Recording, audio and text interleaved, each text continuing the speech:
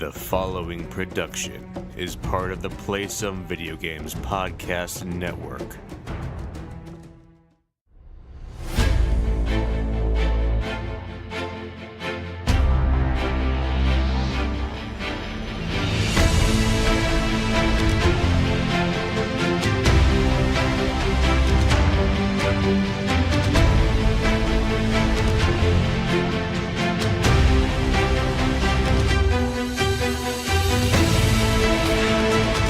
Greetings, boarders, and welcome to Board with Video Games, the gaming podcast that strives for the right balance of coverage for games you play on your table and on your television. You could think of us as the Zach and Cody Martin of gaming podcasts. We're a proud member of the PSVG Podcast Network and also thrilled to be part of the Dice Tower Network as well.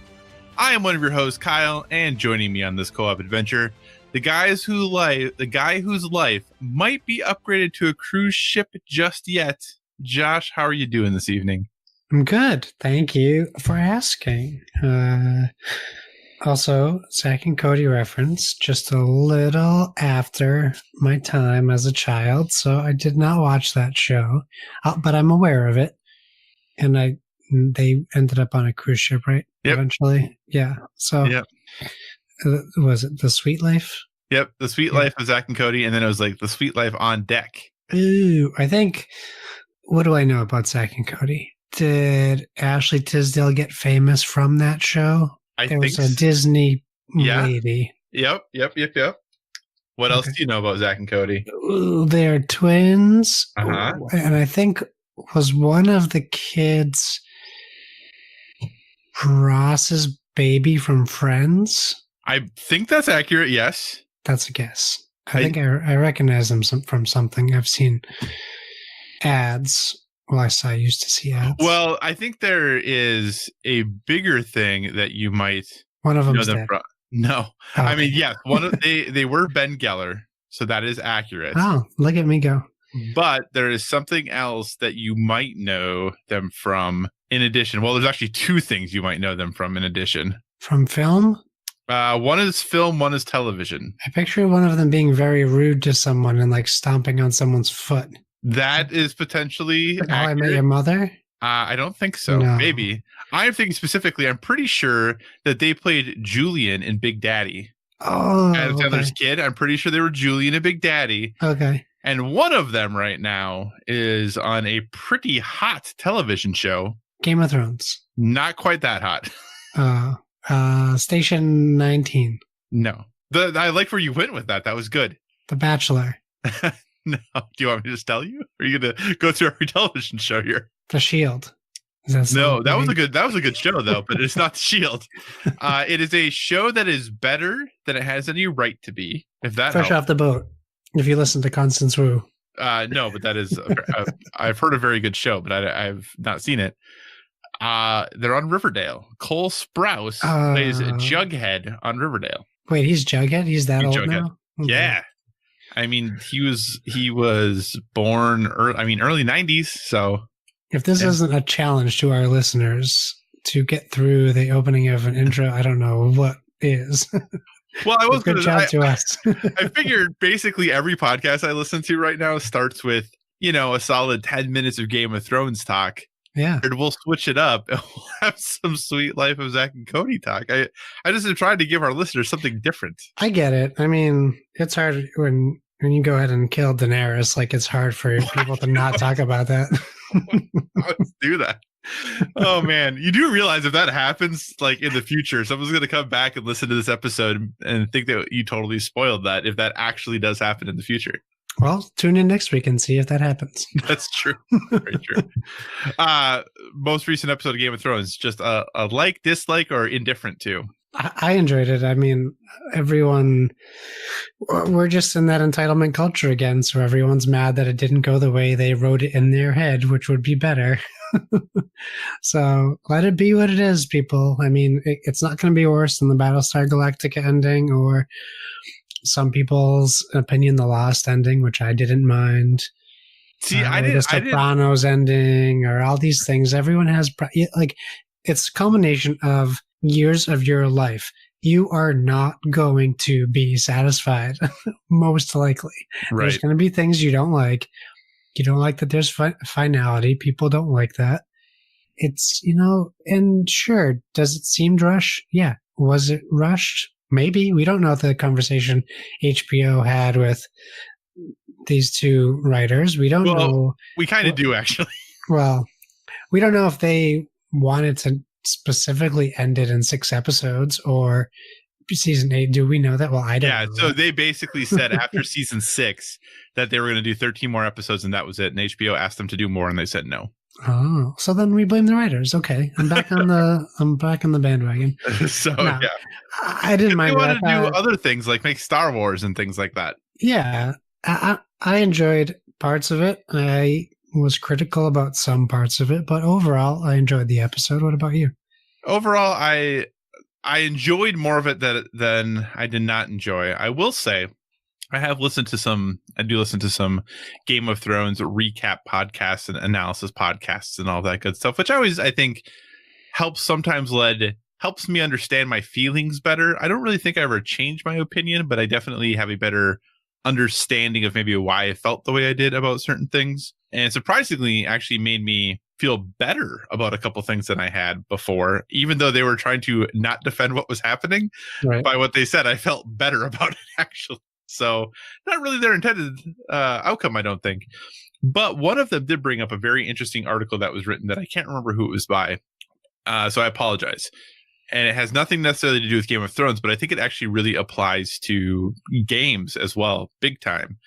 And that is the idea. Have you seen there's the meme that basically is just let people enjoy things? Oh, I haven't seen it, no. Okay, so there's a meme that just talks about let people like things. Like it's okay to let people like things. Yeah.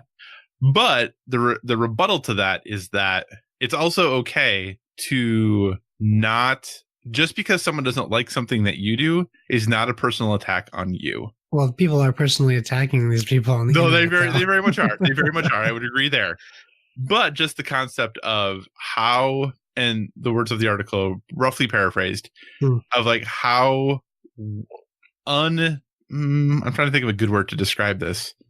How shaky is your like and passion for something that someone else merely saying they don't like it causes you to feel uncomfortable, or that you have to immediately jump to your defense of it. Right. Yeah, I agree with that. I mean, we're that part of the outrage culture that we're in now, that also has to do with that, because you're either on one side or the other, but you immediately feel attacked for having an opinion. So yeah, people get defensive, like pre needing to be defensive. So yeah, I agree with you. Like, people don't want to talk about their opinions. And then there's a polar opposite where there's these people who only want to tell you their opinion, and that their opinion is the only right opinion. Right. So there is the interesting idea, though, of what is your house, in the idea of, on this podcast, if we share our opinion, how much are we actually soliciting feedback for other people to tell us how we feel?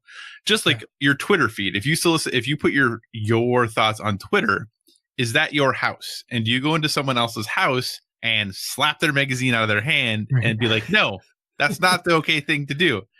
I don't know. I think there's some validity to the idea of what you post on Twitter is kind of you in your house. And I think it's totally reasonable to have a cordial disagreement with somebody, or say, hey, it's interesting you thought that. I felt the complete opposite way. Why did you feel that way about that thing? Like, I think that's completely legitimate. But being a jerk to someone about it, probably not the best place. Probably doesn't have a place in that scenario. They didn't go to your Twitter feed and at you and say, hey, this thing is dumb. And then if they did, sure, you can have that conversation maybe a different way. But anyway, and luckily tonight, Josh, we are going to talk about something that is not divisive at all, that no one ever gets up in arms about, and that everyone always just has a good time with and supports one another having a good time with it. Just part of the experience. All right. So, hey, let's get to the podcast then, everyone. As always, thanks so much for joining us this week. If you have any feedback, questions, suggested topics, hit us up at Board with VG on Twitter, or check out all the awesome stuff we've been posting over on the Instagram, also Board with VG. We are a proud part of PSVG, and PSVG is on Patreon. We're absolutely thrilled with the support you've given us there thus far. And if you'd like to monetarily support what we do, You can find us at patreon.com/PSVG. But the most important thing is just that you listen and maybe share what we do with someone else who you think might enjoy the podcast as well.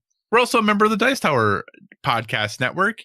And if you enjoy our conversations about board games and would like to dive deeper into that world, we encourage you to check out the Dice Tower Podcast as well as all the other members of the network. No matter what type of board games you enjoy, there's a podcast on the network that is right for you. And just so you know, board game listeners, this is going to be a pretty heavy video game focused episode, which we don't have too often. But other than talking about board games at the top here, it's going to be a whole lot of video game talk. But to start with those fun things that we play on the table, Josh, what have you been playing on your tabletop, sir? Well, Mother's Day and my wife's birthday are very close to each other. So surprisingly, she wanted board games for both of those. So that was a nice surprise. So I picked up Haven by Red Raven Games, which we tried to play. Turns out the rules for that were a lot heavier than the game we had just played before. So we did not get Haven to the table yet, but we did play a game from Z-Man Games titled Noctilica, which is a pretty easy, fast, and fun game. I'm going to leave the theme right out of it, but you can think of it as like jellyfishy, oceany themed, but the theme is not very important in the game. What you do is it comes with a ton of dice, and you set these dice up on this circular board. There's two rows in there. The outside circle gets 5 dice each. The inside circle gets 4 dice each. It's all random. You draw them blindly. It didn't come with a bag, like a blind bag. It came with a clear bag, so we're gonna have to remedy that so it's easier to draw from.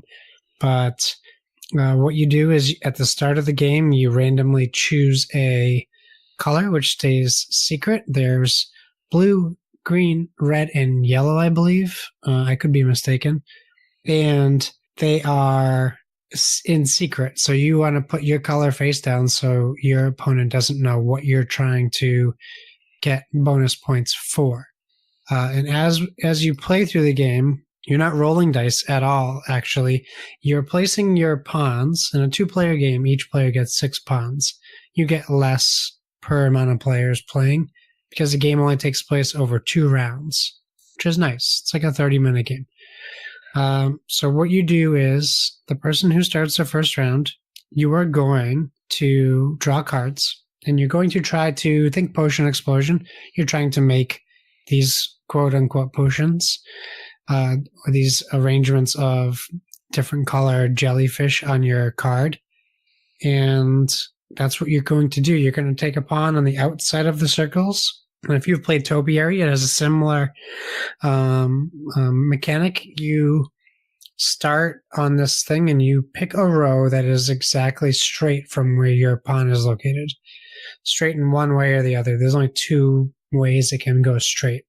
And you say a number. So if I start on the outside and I go as straight as I can to the left, and I say number 2, I take every die that has a number 2 on it, no matter the color.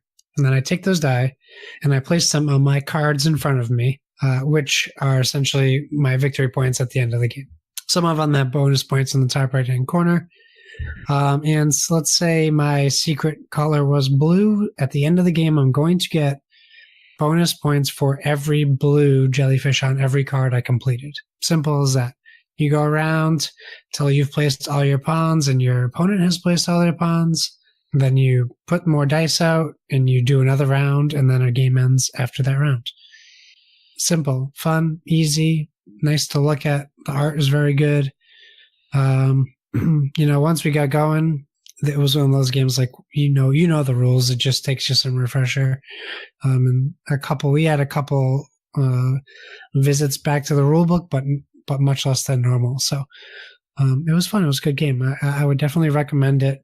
I think it's probably $10 more expensive than it should be, but that's probably because I bought it at my local game store. You could probably get it for $10 less online at like Cool Stuff Inc. or Miniature Market. So I think we paid $35. I think it's like we bought Haven at $25. I think just from what I've looked at for Haven so far, I think that they could probably swap prices and be fair. So what if does this remind you of other games? Are there games that you were like, oh, if you like X game, this game might be a game for you to try? I mean, it's dice drafting, so it's not. It's a little similar to Sagrada, just in the way you are getting your dice, but you're not like when you're drafting dice, you're not technically using the numbers on them. You're just calling a number to grab those dice. It's similar to Topiary, where in Topiary you are scoring points for direct line of sight. Like you place your piece on the outside of the board. But I will say I don't think I can compare it to a game as far as everything combined goes that I've played at least. And this is pretty new, right? Just out recently released? Within the month, I think it came out. Okay. So I recommend. Have you played any of Shem's other games? I know we've talked about them, but I don't know if have you played any of Shem Phillips' other games? I don't know that I know him by name. He is the person who designed like the North Sea trilogy, so Raiders of the North Sea, Explorers of the North Sea. No, those are on my wish list. Like, I really want to get those games, and I always have that problem where I go to the store and I see a couple of them, and I'm like, oh, wait, which one is the first one again? I don't know which one to buy. Well, it just seems like such a divergence from his previous games, like the North Sea trilogy and then Architects of the West Kingdom. Yes, him as well, and then you have this game that just looks so. It just seems and sounds so different. Totally different. Yeah, I can say I know because Architects, I was just looking at the other day. Again, it's a game I want to buy because I know it's like a version of Stone Age, like mechanism-wise, worker placement. So yeah, this game is definitely much different than his other games. Gotcha. All right. So just the one game that you've been playing recently? That's it. I was hoping to be able to talk about Haven. My Folded Spaces insert came in for Spirit Island, and we bought Harry Potter Labyrinth recently, so hopefully we'll be able to play those two games and build my Folded Space insert. Have you had Keyforge Friday recently? No, we haven't had Keyforge Friday in almost a month now. What's going on? Life is in the way, and they're doing pizza weekend this weekend, so we can't play this Friday. They go into the Bronx for pizza, and then they go into New Haven for pizza for a whole weekend. And I have a child, so I can't do that anymore. I was going to say, Keyforge sounds like the perfect pizza weekend game. It is 100% the perfect thing to bring in. It really bums me out. I have to work on a Saturday for a bodybuilding competition. So it's going to be messy. What are you doing for this bodybuilding competition? Or is it just at your school? I'm cleaning up afterwards. Okay. And from everything I've heard, hey, shout out to us if you're a bodybuilder, because the things I hear they do in preparation and what they leave behind, sounds like I'm in for a terrible Saturday. Do you want to hear a job past Kyle had? Yes. And it is related. So sorry. What's that? Spritzer? Glitter? No. So younger Kyle, back in his college days, was very active in event planning and program planning and all those good things. And as a result of that, I became friends with some agents who ran like the Miss Minnesota USA pageant. That sounds better than what I'm doing. And pageants in other states as well. So I would regularly go work security at pageants. Whoa. But I would help with like setup. So I would help set up the stage and all the technical setup and all that good stuff. And one year, after I had done it a couple of years, I got to judge the most photogenic contest. So that was pretty exciting. Yeah. And so I did security, and it really was sometimes extremely awkward because when you're doing like the Miss Minnesota stuff, not a big deal. But when you're doing Miss Teen Minnesota, and they really are just very comfortable with changing kind of wherever and doing all of those things. And then, Kyle, who's in college and is like, wow, I feel like this probably isn't appropriate, but I'm supposed to be the security person. So what else am I supposed to do here? So yeah, other than stand and I guess look the other direction.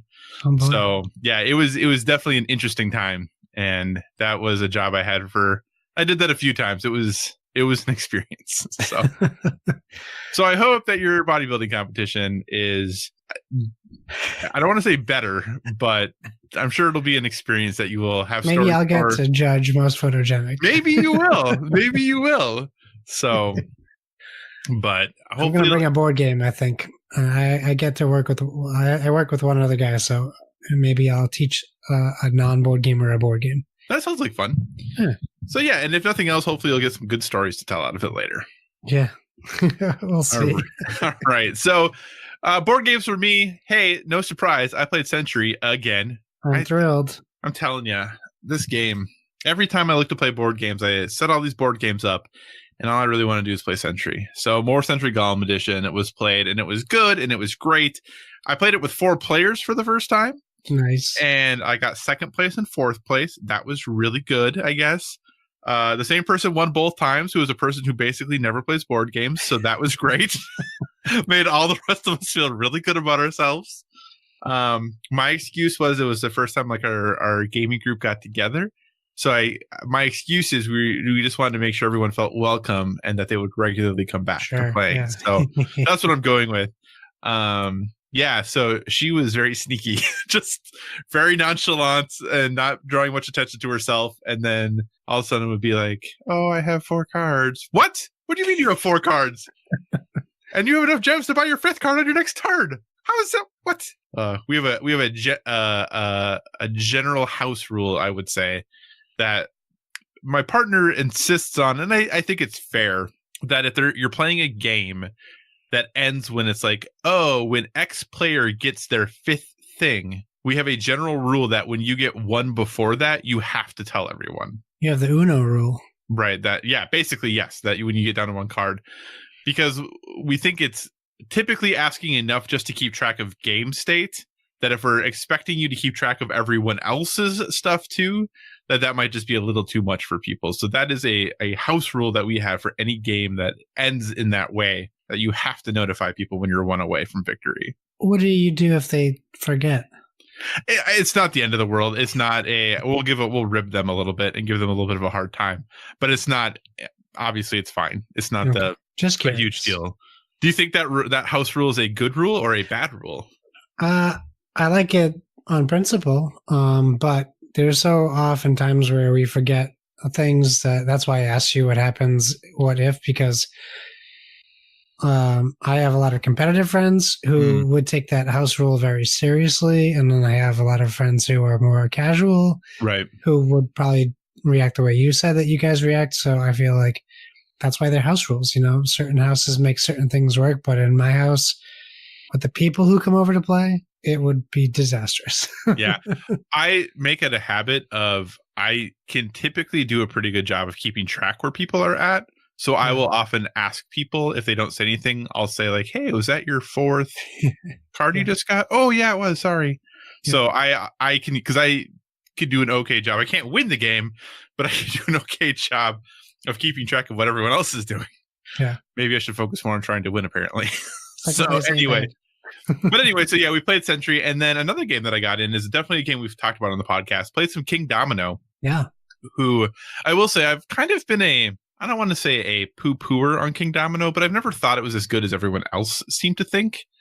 And I think I might be changing my mind. I think it's better than I remember it being. Well, when you play a game with hype, that's going to affect your experience too. Right.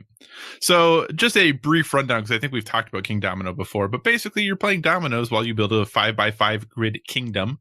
There's a box with all of the dominoes turned upside down, and they're bigger cardboard dominoes, and you pull them out of the box equal to the number of players. So if there's 4 players, you pull out 4 dominoes, put them in numerical order, and then flip them over.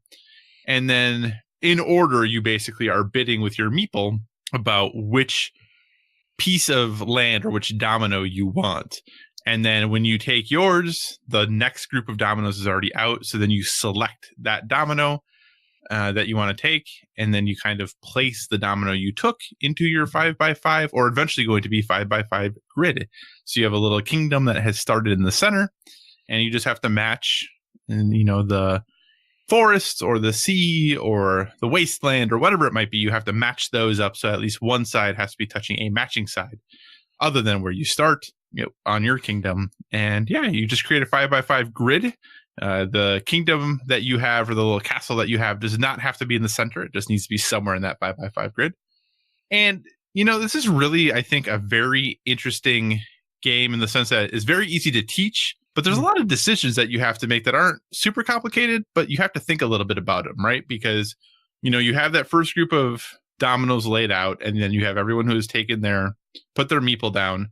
And obviously player one goes first, but then they have to decide, after they've picked up their domino, okay, is there a certain piece that I want next? And where is that in the turn order? Because it always goes turn order top to bottom. So not only are you picking the next piece of land you want, you're also picking when you get to go and when you get to pick then your domino for the following turn that you don't know what that one's going to be yet.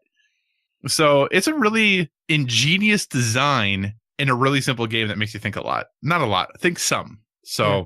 I just really like King Domino. I like I said, when I first played it, the first couple times I played it, I thought it was fine. And maybe that was just, like you said, the hype surrounding it, or my experience of who I was playing it with. I don't know. But the more I play it, the more I am starting to like this game and appreciate the strategy behind it. I will say the first time I now realize, because I haven't played it in a while, the first times I played it wrong. Not by my fault, but I didn't realize until I read the instructions that when you're scoring at the end, you only get points for the land groupings that have castles in it. Oh. Because when I played it the first time, it was if you have, like, say you have 3 forests that are touching, you get 3 points. Yeah. But then if you have a castle, then you just multiply in addition. It was like Carcassonne scoring. Yes, exactly. So which I guess is reasonable that, the person running the game would think it was that way. I totally understand that. But then when I realized that, no, you have to have castles, otherwise this land scores nothing, definitely, I think, improved the game. So apparently playing with the right rules helps the game play better. Imagine that. I wonder if that's true for Seven Wonders. Oh, I'll never know. Oh, excuse me. So that is what I've been playing on my tabletop. Like I said, more Century, always on the table. And then also got back into King Domino, which I'm appreciating more than I used to. Josh, what have you been playing on your television, sir? Well, we have the same games written down. We do. So since we've last talked, I've been playing Days Gone. I haven't played a lot of it in the last maybe 4 or 5 days, but since we last talked about what games we play, I've been playing it. You are 5 days gone. No, I'm like, 700 something days gone. I enjoy it. It's not as bad as you're hearing, internet. But it's also not for everyone, which I mean, we say it all the time, or I say it all the time. I get that. It's fine. It doesn't have to be for you. It's a fine game. It's not calling me back to play it. I'm not like, I can't wait to get back to it. But if I think about what I want to do, Days Gone does come to mind. If I'm like wandering around the house and the kid's taking a nap, I'm like, what can I play for 2 hours? Josh is just walking in circles around his living room. What should I do? Sometimes that happens. What should I do right now? Yeah, sometimes that does happen. Or I stand, and I'm used to rocking when my kid was a baby, so I still rock. So I'll just be standing in the middle of the room rocking back and forth like a horror movie. Like if you walked in, it would just be me staring at the wall, rocking back and forth. I make decisions that way sometimes. It's good. I like the controls. I like the gameplay. It's fun to either be kind of stealthy or just kind of go crazy and kill zombies. Can we call them zombies? Is that what they are? Freakers. Yeah, well, so they're not technically zombies because they're alive and they eat and they drink and they sleep and all that other stuff. Okay. So yeah, like the first time I ran into the small children one, it was like, it gives you the option. Like if you just want to leave them be, you can leave them be. But be aware, if your health gets lower or you happen to step 1 foot over the line into their territory, they're going to attack you. So I'm like, okay, I'm just going to climb this building and shoot them all with my shotgun. Because I'd rather not worry about that in 10 minutes. So yeah, I enjoy it. I'll keep playing it. Definitely no hate from me. It's a good game. Mortal Kombat 11. I continue to play it right now. I'm really just going through the basic tower and getting everyone's generic ending. Well, not generic, sorry. Animated ending instead of CGI ending. The lesser good endings. Mm-hmm. Some of them are not very good. But, sometimes they rush that stuff too. So it is what it is. I'm still loving the combat. I love the gameplay. I hear people's complaints about the crypt. Originally, I thought it was like competitive players, but it does kind of bum me out. I don't have access to all the fatalities or brutalities. And like when I go to customize my characters, there's so much I can't get, which is a bummer. But it gives me something to work towards. So I'm also not mad at it that much. Like, give a reason. Like, people could just drop Mortal Kombat 11 after either playing the story or playing hundreds of matches online. They're giving more life to their game. So I Right. do not blame them for that. And I started Rage 2 today. And I got a question on Twitter about it already. I don't feel comfortable necessarily giving you like a full, like, this is my review of the game, or even like more than just a first impression. But I will say, for a first impression, it doesn't strike me as a good looking game right away. But that is a problem with the opening of the game. It takes place at night, and the darks are very dark. And the detail isn't super great. So it was hard to kind of figure out what was going on. I didn't know if that was by design at the time. And I can tell you, it seems to be that was the case, because once it becomes daytime and it opens up, you can kind of see everything. And like, you can kind of see what you went through and experienced. So I'm going to guess they did that on purpose, because it looks great in the daytime aspect of the game. It also could be my TV, which is certainly possible. There's a lot more story than I expected right away, which is I think is a good problem to have. It's not as crazy as like the trailers make it out to seem. Like, it's not Bulletstorm, which I think kind of the trailers sometimes painted it to be. Right. Bulletstorm, as far as the frantic combat and the sometimes over the top language for no reason. Like, I haven't really come across that yet. There's definitely like parodies of Gears of War characters, and there's some funny stuff, but it's fun. It has its funny moments. Once you get into the vehicle, like, the game just like opens up so much. You can the map is huge. You don't have to go anywhere. You can go wherever you want. You get mission. You get your map. You have like waypoints on the map where you can go to. But you run across like a bunch of things just driving on the way to like where you think you might be trying to go. So it has little bits of what made me really love Far Cry 5 already, like right away. I'm just going to kind of run into things on my way to other things. So it's not just a drive to get somewhere. So I really like that. Maybe it's more like a Borderlands feel. Okay. The combat's really good. I like the fact that their unlock and level up system seems to be very detailed, and like there's a lot you can do. Looks to be very in depth. So I'm excited to explore that more as well. So it definitely has some RPG elements to it for character development. But yeah, that's more. I can't wait to play more Rage 2. And I bought SteamWorld Dig on the Switch. I haven't played it yet, but it was $2.99, and apparently I had enough coins to get it for free, so I just got it for free. Nice. But I'm not going to use those coins for anything else.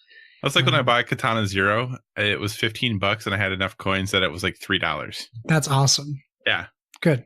Yeah, those coins should be worth more, but at least that you got that discount. That's nice. Right. But yeah, so I haven't started yet. I think I'm going to start it on my TV first, so I get a better idea of the game. And then it seems like a perfect like portable game to play in bed when my wife's watching, whatever she's watching. Gotcha. I only played the second one. I never played the first one. Okay, cool. I like the second one. Yeah, I enjoyed the second one though, so I beat it, or I completed the game. I don't know that. Yeah. I didn't like beat it up into a bloody pulp or anything. I completed the game. I hear you. So, all right. Anything else you've been playing, sir? That's it. Geez. Oh wait, I downloaded Terraforming Mars on my phone today. So you did. I'm excited to try that because I almost bit the bullet on Steam because it was just on sale for like half off. Mm-hmm. And I have the game, and I really think this is going to be something that helps me ease my way into learning the board game. Right. And you can download it if you have iOS or Android. You can just go to their website or go to Asmodee Digital on Facebook. I even got an email about it today, but I happened to stumble upon it in one of my board game groups on Facebook and immediately downloaded it. Nice. Plus we played Shards of Infinity. We didn't even talk about that. We didn't talk about Shards of Infinity. Now we have to. Because now you have to buy it. But yeah, those are all the games that I've talked too much about. No, I don't think too much at all. So I will go in reverse order of the games you talked about. Rage 2. I downloaded it. That's what I did. So Rage 2 is downloaded. You probably meant to download it earlier, but I was like, oh, I got to log into the PlayStation to download Rage 2. No, I pushed it to your console. Yes, you did. I didn't have to. Yeah, once I bought it, I realized because I always see the push to your download, and I usually don't because I don't know how much storage you have and all of that. So I was like, this time I'm just gonna push it to his console. It'll be fine. I appreciate that. That was very nice of you. No problem. Just makes it easier on PlayStation to do that. So yeah. Whereas Xbox is really easy, it's a little more complicated on PlayStation to do that. So, so Rage 2 though. I went in and then downloaded it on my console, and it's downloaded. It is not started yet because, and I'll talk about Days Gone in a minute. Still playing Mortal Kombat 11. I'm on a quest to figure out this anchor thing, man. I tell you. Now, Ed Boon and NetherRealms did not respond to me. Shocking. I know, but I tried to write my tweets so I wasn't coming off like a jerk because I genuinely am not mad. For whatever reason, this just sticks in my head. For every person who, for Game of Thrones or Endgame or anything like that, has little story things that they're like, why did they make that decision? What's the and not even why did they make the decision? What's the story behind this small thing? For whatever reason, the anchors on the boats in the Sea of Blood are like stuck in my head, and I can't stop thinking about why the boats have anchors if the Sea of Blood is bottomless. You gotta find the writers of the game and tweet them. Not Ed Boon. Ed Boon, anyone at NetherRealm, I'm just hoping they get me to the right person because I'd have to go look who the writers are. I'm sure he's gonna stop what he's doing and be like, all right, I gotta get Kyle the name of the story writer. I know, right? So, but still working my way through Mortal Kombat 11. Obviously, I finished the story. I like I said last time, didn't really understand much of any of it, but I had fun. It was good. Have done all of the tutorials. Nice. And all the character tutorials. So that is where I'm at, and I hope to start doing some powers and all that good stuff here soon. But the reason I haven't done that is Days Gone has this weird hold on me that I can't really explain. While I'm playing it, I'm having fun, but I'm not having fun like I did in God of War or Horizon or anything like that. But when I'm done playing it, I really want to go back and play more. And I don't know exactly why. I don't know what it is specifically that's calling me back. Excuse me, but it's a game that I really enjoy the world. I know that some folks think Deacon as a character is a little on the nose, and I would agree with that to many extents. But I actually am kind of invested in this story.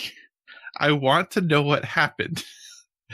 So I started playing it a lot because I wanted to get it done before Rage 2. And then I realized this game is really long, really, really long. So I keep just playing it because I wanted to get it done before Rage 2, and that clearly didn't happen. And I don't know that it's going to happen I have a few days off from work this week, and I'm hoping I can, if I put in some long days, that I can get it done. But the game just kind of keeps on going, and it has problems. I took a screenshot. I didn't post it, but I took a screenshot that I was in a camp the other day, and one of the NPCs was just a head and shoulders. There was nothing else below them. They very clearly should have been wearing like a coat or a tank top or something, and like right where that line is as to where that clothing garment should have been. That's the only thing you could see, and the whole rest of their body was gone. Now, they weren't a mission giver. They were just some random person in the camp, so it didn't stop me from doing anything. There was no bug like that, but it's a little odd. But do you remember when this game was revealed, and at the end of that E3, they did the fighting the Horde in the sawmill? Yes. So I recently, one of my little objectives was to go clear out a Nero checkpoint. So I went to go clear out that Nero checkpoint, and that Nero checkpoint was right next to that sawmill. Oh. So I was genuinely nervous the entire time I was in there, because I got there and I was trying to decide. I was on my way back from a different mission, and it was starting to be daytime. So I said, okay, this seems like a really good time that if I am very quiet and take down all of the alarms and all of those things, this should work out well, right? Because the Horde will be asleep, and it will be asleep in the sawmill. This shouldn't be a big deal. So I drive up, get off my bike, and I can see the Horde working their way into the sawmill. So I knew they were there. I could see them there, and I could see them all getting into the sawmill and going to bed and all that good stuff. So I run around this Nero checkpoint, taking down the speakers and all of these things. I go find the gas can. I basically quadruple check everything. I'm following all of the power lines to all of the things. I'm like, I got this. This is great. This is going to be perfect. Fill up the generator, turn on the generator, 2 air horns start going. And I just run. And I get to my bike. And when I get to my bike, I turn around, and here's this wave of freakers coming out of the sawmill over to the thing. So I get on my bike and I drive away. And I was far enough, the checkpoint was far enough away that I was able to run to my bike and drive away before any of them really got there. So I really wasn't in any danger. But then I was camped out at the top, looking down at this checkpoint, thinking to myself, what did I miss? Like, how did this happen? And this was the first time that they had air horns mounted on the lights. And I was like, you pesky, sneaky people. So then I put a silencer on my sniper rifle that I had, and I shot the sirens down from a long way away. And eventually all of the freakers went back to the sawmill to sleep.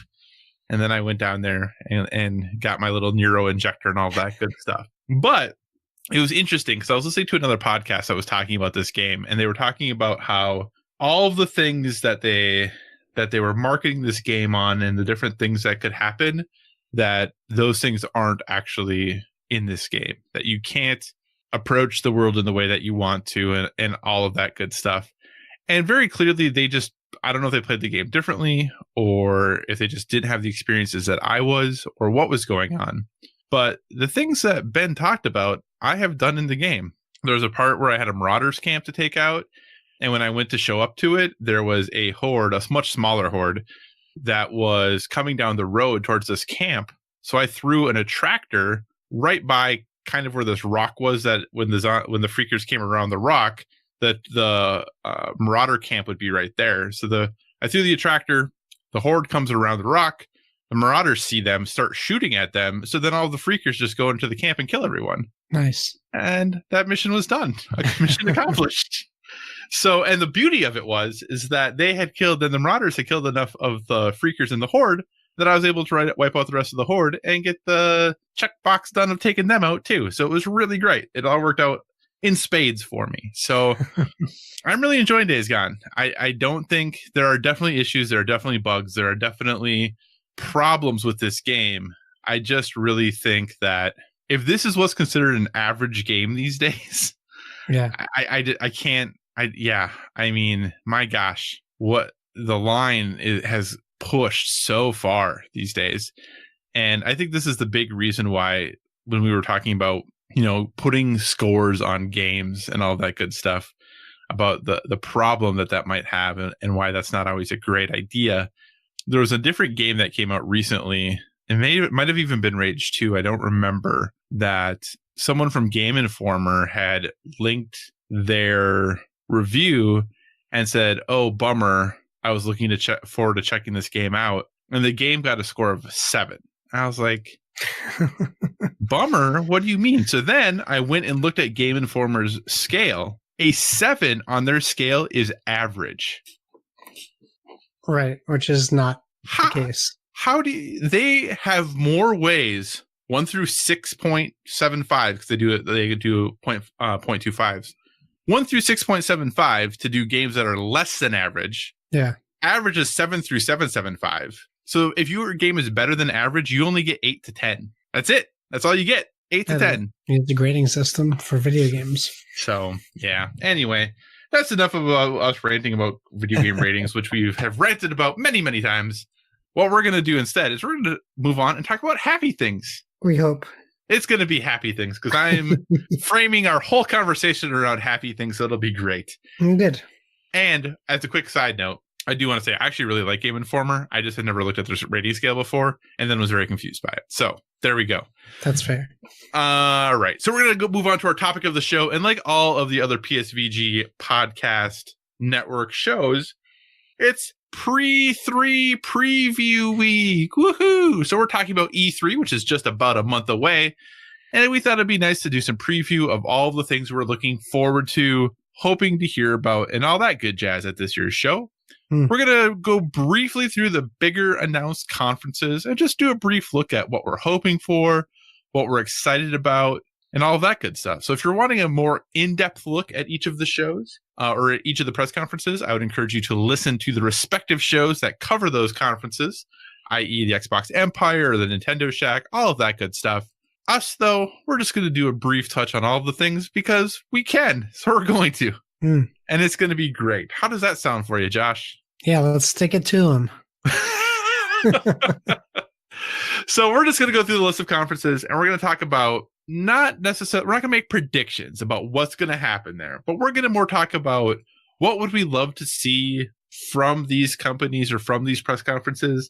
What would get us most excited? So that's really what the focus is on. What are the things that we are hoping to see or hoping to be there that would make us go, man, that was a great press conference, or that was a great show, or this year's E3 was great. Does that sound good? Yes, that sounds fantastic. All right. If you want to make predictions, you're welcome to. I don't know that I'm going to make any predictions. Okay. But first, before we get to the conferences themselves, we have heard, or it was first foretold to us, that the Metal Gear Solid board game was going to be at E3. Do we think that's still happening? I haven't heard anything else about that. Have you, good sir? No, I haven't heard anything else about it. I know that like Gen Con's supposed to be like the big reveal, so maybe it's just a behind closed doors kind of thing. Okay. But I don't know who they'd be. I don't know who Emerson would be there presenting with on behalf of. Certainly not. Is it he's working with Konami on the game? Obviously they have to have Konami's blessing. So right. So I guess I don't know. I always get it confused between Konami and Kojima, who really is in charge with this license anymore. I know it is Konami. I just always get confused. So yeah, I mean, maybe they'll be at Konami showing it off, but it might just be behind closed doors because I cannot recall ever seeing a board game presence at E3. But that might just be because it doesn't come in the media that covers it. So right. I was just checking to see if it's on the box mock-ups at all, and they do say that they're working with Konami, but it looks like it's just IDW's logo that's on the box, at least the mock-up cover. So yeah, it might be there. Who knows? But no, I agree. I haven't heard anything to confirm or deny that. Well, I know they said that, or I think the initial announcement was that the press was going to get to see it at E3, and then the public would be able to see it at Origins, which starts like 2 days after E3 starts. Yeah. So I wonder if maybe that's not holding true anymore, that maybe it won't be at Origins, and maybe it will just be a Gen Con thing. Maybe. All right. Well, hey, you know what? hopefully we'll hear more about that board game because I know there's a lot of people excited for it. So to start, I know they're not doing a press conference this year, but EA is still doing EA Play. They have said that they're going to kind of do, I guess, similar to like Nintendo's Treehouse. I'm assuming Xbox did streams all day during E3 where they have deeper dives into games. Is that a thing? I'm assuming, yes? Not really. They did. They would do some like inside Xboxes, not as crazy as like the Nintendo Treehouse though. Okay. They don't stream like for 12 straight hours during the Okay. Yeah, because PlayStation, when they were there, would do basically every day, not quite 12 hours, but they would do 10 to 6, and they'd do 30-minute deeper dives into a whole bunch of different games. Yeah, I mean, to my knowledge, I didn't see Microsoft do that, but they also could have potentially hosted their channel for other people playing games. That's very true. But I think Nathan and Donnie will probably be better at knowing that for sure. Well, in between, you know, all of the different companies that are there as far as covering E3, I think there's plenty of ways to get notice or to get airtime about your game, whether you're at the GameStop stage or the IGN stage or whatever stage you're going to. But EA, not doing a press conference, but basically going to be doing that stream during the day where they're going to be showing things from games, go more in depth and more focused on specific games, which for EA, I'm actually really excited that they're doing this because if you're a Madden fan, for a lot of people, the Madden part of the press conference was maybe kind of the not exciting part, or the FIFA part of the press conference was the not exciting part. But obviously the fan base for those games are huge. So if you're a Madden fan, now they can give you an hour on all of the nuanced changes they're making to Madden to hopefully help you be excited for the upcoming game. So I think EA moving to this format is actually a really cool thing. What are things that you would love to see EA talk about, or you'd love to hear from them, that would make you say, hey, you know what? EA Play seemed like a successful event for them this year. I don't know that I have a good answer for you. That's okay. Because EA has been such a letdown in their presentation in the past couple of years. I don't mean to come across as like negative towards them, but I don't know what they have to show this year besides a new Madden and a new FIFA. So maybe I'm excited to see some surprise announcements. But they kind of lost me on Anthem stuff. Even if they show new Anthem content, I'm not excited. I know we talk about how much I still like Anthem the game, but that's when I was actively playing it. I don't have this need to go back to Anthem right now. I felt a weird need to go back when they did that latest patch and they added a new, the equivalent of the strike. I'm already forgetting what they're called. We know what you're talking about, though.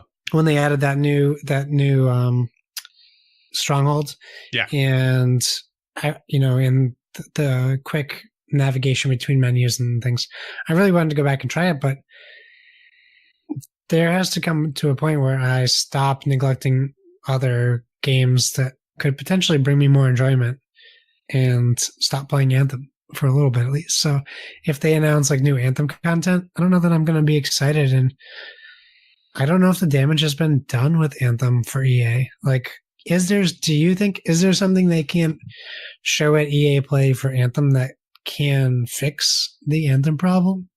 I think there's always the possibility that, yes, there is. What that is off the top of my head, I don't know. Right. But I think there's always something they could potentially show or come up that's going to fix the quote-unquote Anthem problem, right? It seems like people still like that game, but it does also seem like the number of people playing that game has diminished significantly from February till now. Yeah. So if they can do something to bring back that group, I would be excited if they do have something that they can show that's going to get people reinvigorated in that game. I think that'd be really cool to see. So you said Anthem, not much that can make you excited. What about Apex Legends? Are you in or are you out on Apex Legends? New content for that? Yeah, I mean, season 2 is exciting. I'm more excited that Apex is living this life right now than I am maybe about playing the game anymore. Like, I still like the game and would not say no if someone was like, "Do you want to play Apex?" Like, gotcha.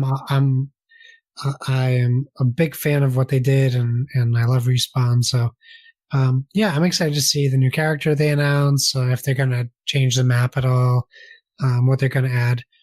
So that will be big for EA. And we talked about it last year. I'm still waiting for EA Big to come back. I wish.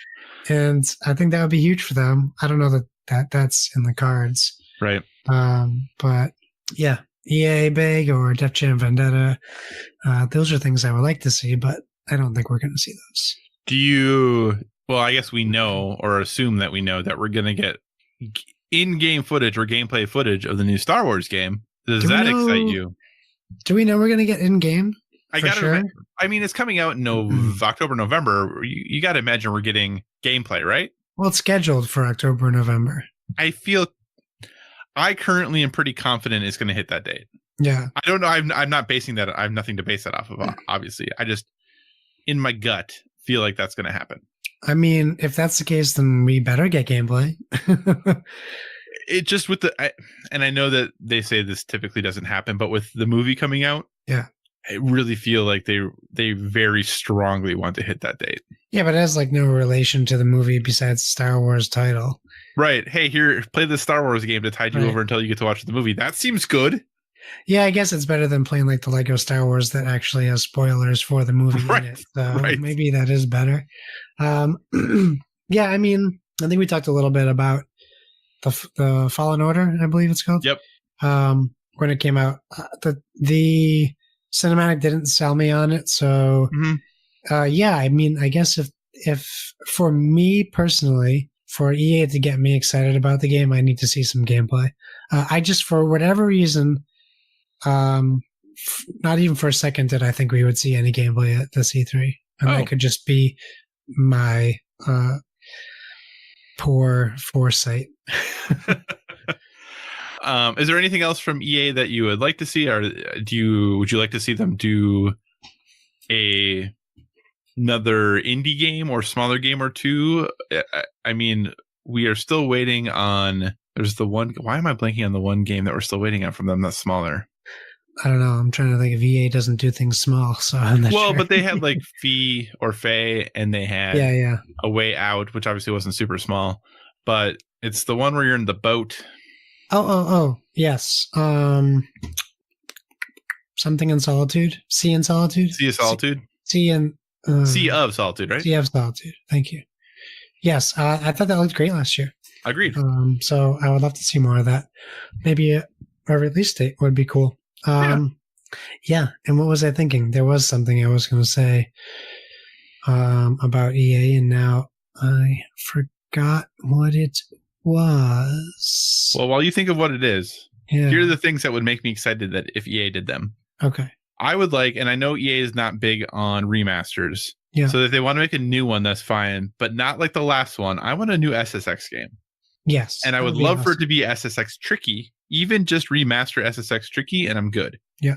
The last SSX game was I enjoyed it. I had fun with it, but it was not tricky. So I would love to have that back. And I am really excited. There supposedly is going to be a new Plants vs. Zombies game, and everything is saying it's going to be Garden Warfare 3. I don't know if you've ever played the Plants vs. Zombies Garden Warfare games, but they're really good. I have a ton of fun playing those games. So I would like for that to be true because, number one, EA Access is finally coming to PlayStation. So I will potentially have other people to play that game with. And number two, it's just a really fun class-based shooter that's way less serious about everything. And I just really appreciate that. That was the year Garden Warfare 2 came out. I probably put more hours into that shooter than any other shooter that came out that year. I love those games. They're so fun. Wow. Nice. Yeah. So those would make me excited. Did you think of what your other thing was? I did. But also, you know what label SSX Tricky was under, right? EA Big. Yeah, it was. Yeah, I know. I like to see them show some more support for Battlefield 5. Did I just hear that they are getting rid of duos in their Ring of Fire because it's not popular enough? I think I read that today. It wouldn't surprise me. I didn't read that, but it wouldn't surprise me.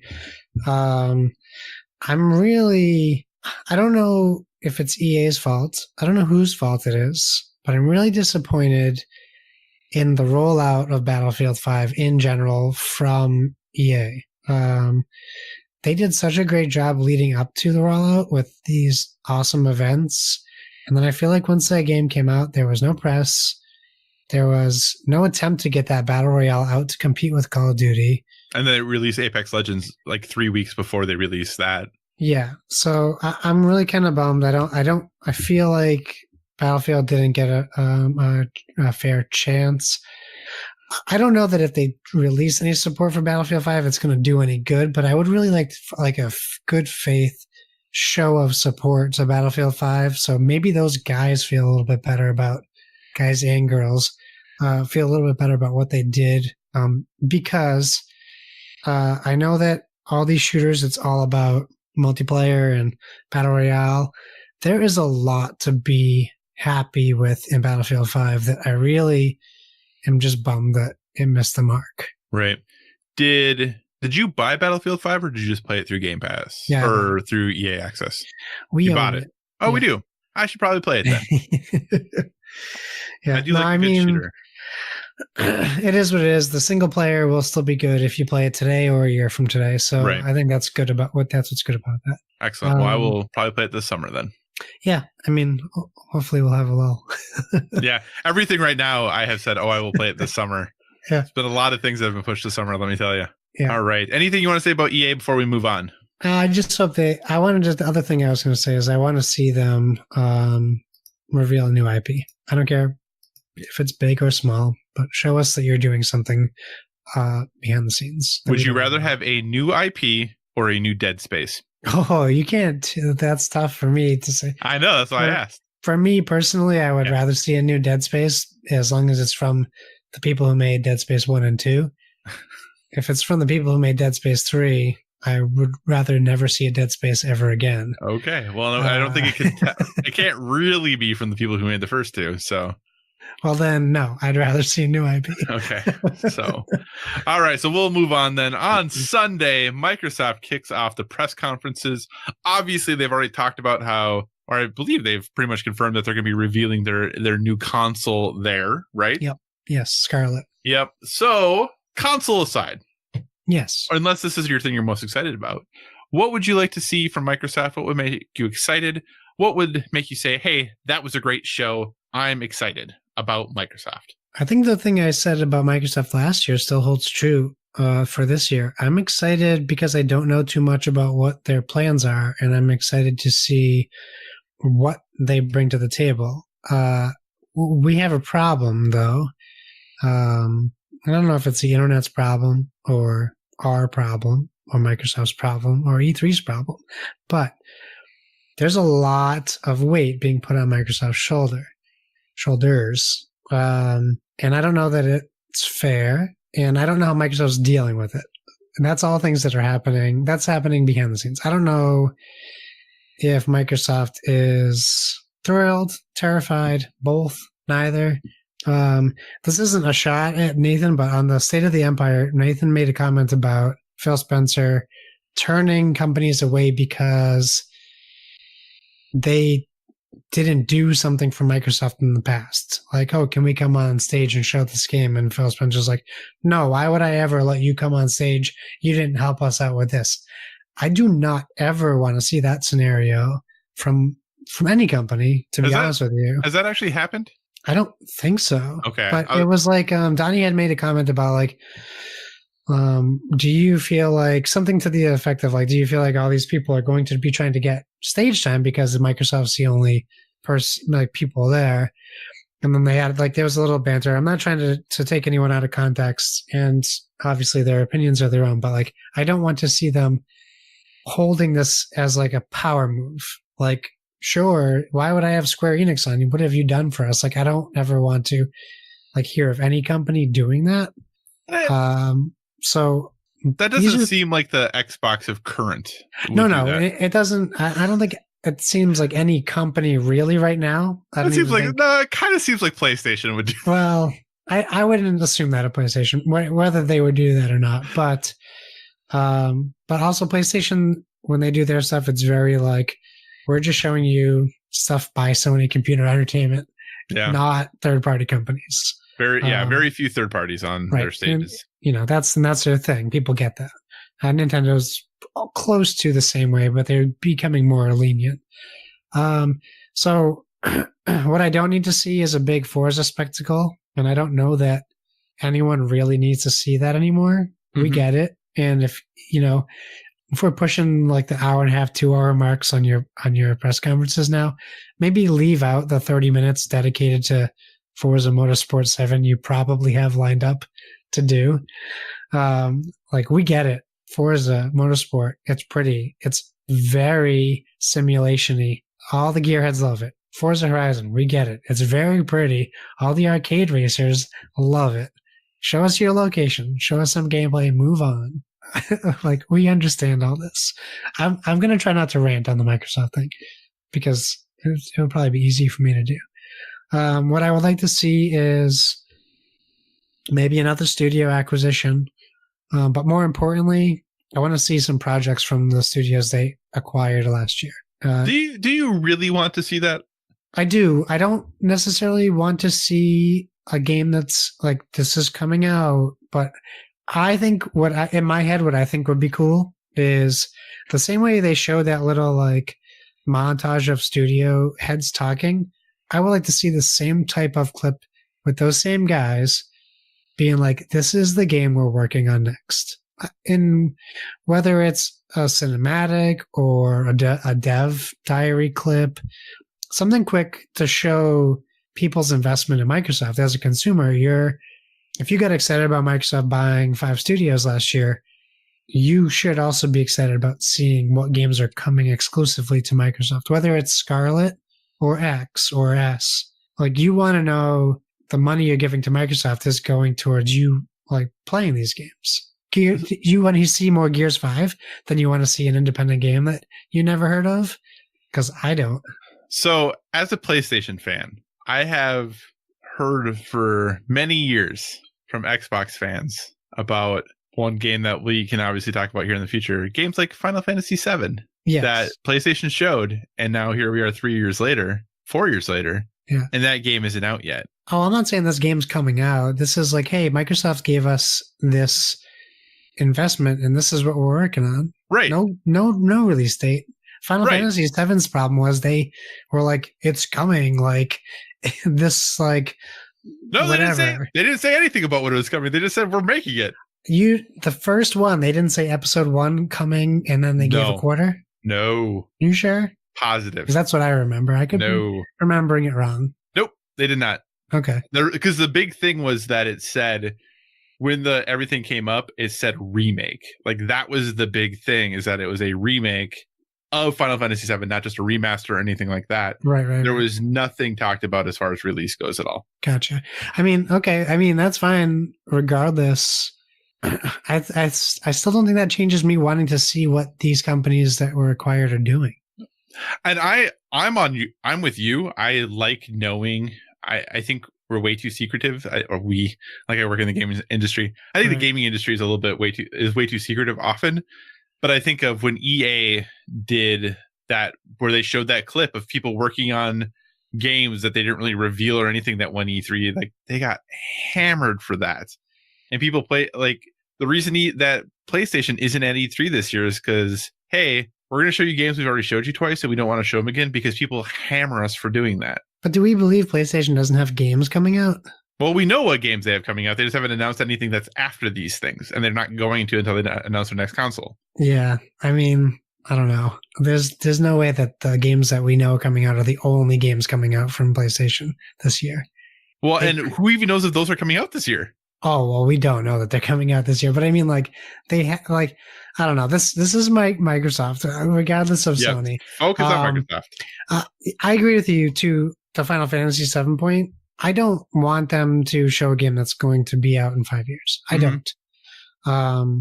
And that's also, but that was also Square Enix. We're not talking about a company that was bought by a studio, right, to put out games. Like, I don't know, maybe that's just a me thing.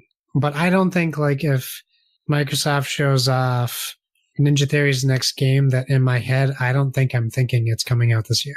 I know that the internet might think differently. But like, for me, like, what I wanted to see from Microsoft, because I don't know what they're going to show, but right, you can keep buying up studios. good for you. You can buy Star Wars cards and never use them. There's no point in buying Star Wars cards if you never use them. So Microsoft can buy every studio, and if they don't put out any games, they're pointless. They're useless. Very true. So you want to see a video of them working on stuff. What else do you want to see? What else would make you say, yeah, that was a great conference, Microsoft? I mean, we all know what Microsoft has to do. They have to focus on the next generation, and they have to show us why we're picking Microsoft. And they have a 6-month lead over what we're going to see or hear from Sony, probably. Yeah. Who knows? Like, Sony could come out in September and be like, we would just wait for Microsoft. Haha, our console's better. But I really think Microsoft has to compete with Google Stadia. So Sony in this situation is out of the picture. Microsoft is competing with Google right now. And maybe because they can't compete with Sony. That's totally possible and plausible. So they need to focus on xCloud. I'm not particularly excited about xCloud. As far as I'm concerned, it's like a proof of concept right now. Like, right. You're not hearing stories of people using this except for Phil Spencer saying he's playing Destiny 2 on his phone. Right. But I could say that to you right now, and it means the same. So, they gotta show some xCloud. They gotta start talking about Scarlet. I think it's important that they do not touch pricing, period. Because it's way too early. Mm-hmm. But if they can give me some hope onto some IPs, some new games, old and new, coming to the new console.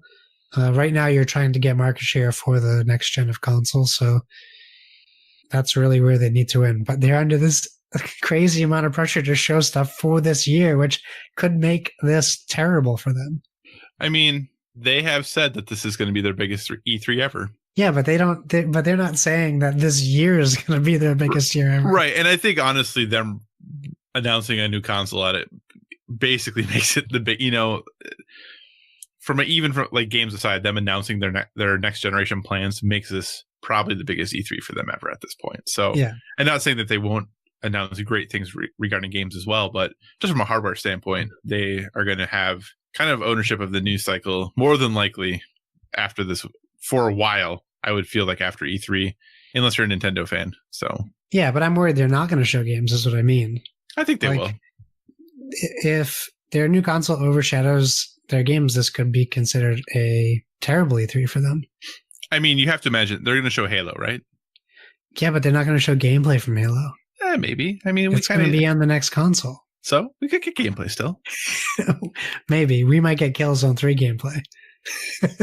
And you know exactly what I mean by that. I know. I do know what you mean by that. And I don't want that. Anything else for Microsoft that you would like to see?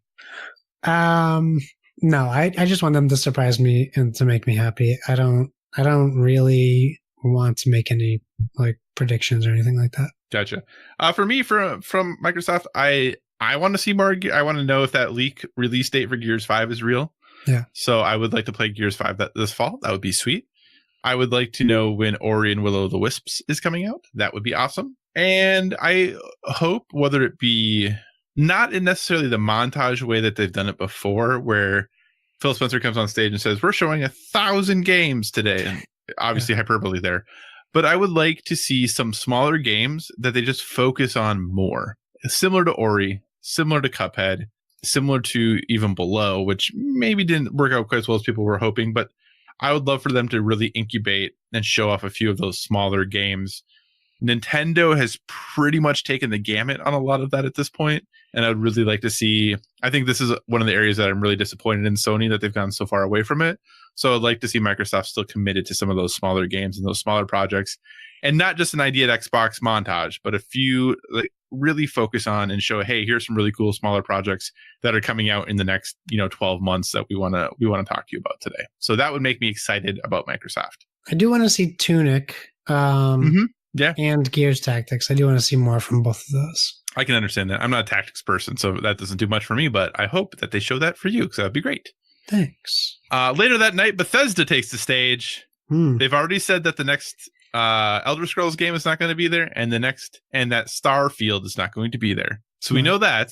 Yeah. So Bethesda, what you excited for, Josh? I'm sure we'll get some more Andrew WK. That will be super fun. I really enjoyed that last year. I know I might be in the minority, but I thought that was great. I like Andrew WK, but it was just out. It didn't fit in with the show. I know you're excited for Wolfenstein Youngblood. I am. I haven't started Wolfenstein 2 yet, but thanks to Game Pass, I will play it soon. I was excited about Fallout 76. Obviously, thankfully Kevin talked me out of getting that, which I'm happy I didn't get it. I'm excited to see Doom Eternal and see what's going on. But just like last year, I'm pretty sure there's going to be some surprises at Bethesda's presentation. So I'm just kind of excited to see what's next for them, even if it's another Dishonored and just nobody knew it was coming, or if we're going to see some more games no one knew were in the pipeline, maybe a Prey 2. I know people are pretty big on Prey. Maybe a tease on a new Fallout. Is that even possible? Are we looking at a new Fallout? Yeah, they have a lot to prove too. They got a lot of flack for Fallout 76, and maybe I'd like to see them do some quality of life improvements for that game for these people that are still playing it. Right. But that doesn't apply to me. Mm-hmm. But I'm excited to see more of Youngblood because just the premise seems really funny and enjoyable to me to watch more of that. It's almost like kind of watching a movie now at this point, seeing what these crazy characters are up to. So, yeah, I mean, we'll see. I would be curious to see if Stadia is part of their presentation with Doom Eternal having been run on Stadia. Right, right. So I'd be curious about that too. And maybe a NextCloud announcement. Maybe they're we'll be on both. Yeah, maybe. What about you? So I'm trying to think of what they possibly could have that we don't in some way know about. Obviously, there's going to be some surprise. But when you look at Bethesda, not just the game studios, but Bethesda, ZeniMax as a whole, right? Yeah. I assume whatever Tango's next game is, we're going to get. So whether that's a new The Evil Within 3 or something different. Yeah.